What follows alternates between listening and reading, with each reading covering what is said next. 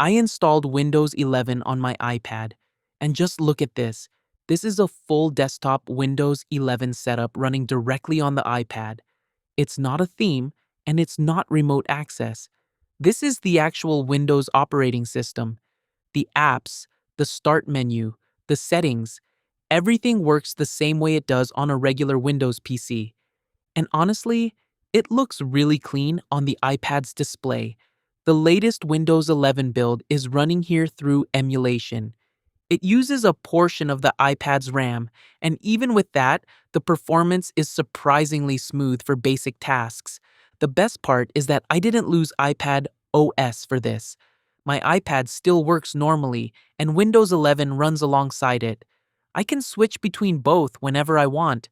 Most everyday features work fine. The Windows terminal, notifications, basic apps, and it uses the iPad's Wi-Fi connection internally, similar to an Ethernet connection inside the virtual machine. Right now, I'm controlling it using my Mac's keyboard and trackpad, but you can also use the touchscreen. Touch input works more like a trackpad, and there's a built-in virtual keyboard available as well. Just to give you an idea about storage, on a regular PC, Windows 11 takes around 13 gigabytes on the C drive.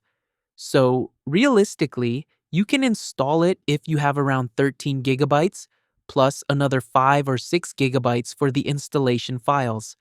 So, yes, it's possible even on devices with limited storage, as long as you plan it properly.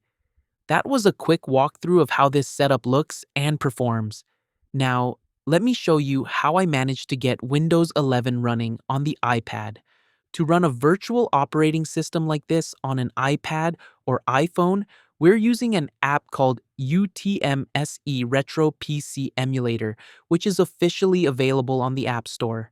This app runs virtual machines inside a secure sandbox environment, fully within Apple's guidelines, without modifying the system in any way.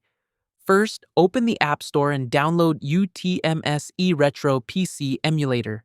Once you open it, tap the plus icon.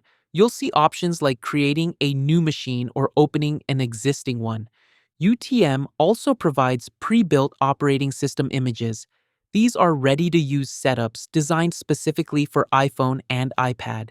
You can use those, or you can install Windows manually, just like you would in a traditional virtual machine setup.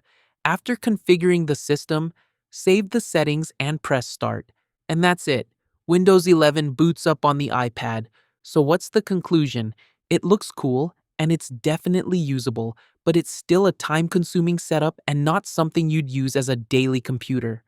Performance is good enough for experimenting, learning, and running lightweight tasks. Still, it's an impressive example of what's possible with virtualization on modern iPad hardware. If you enjoyed this video, hit the like button and subscribe for more tech experiments like this. Thanks for watching, and I'll see you in the next one.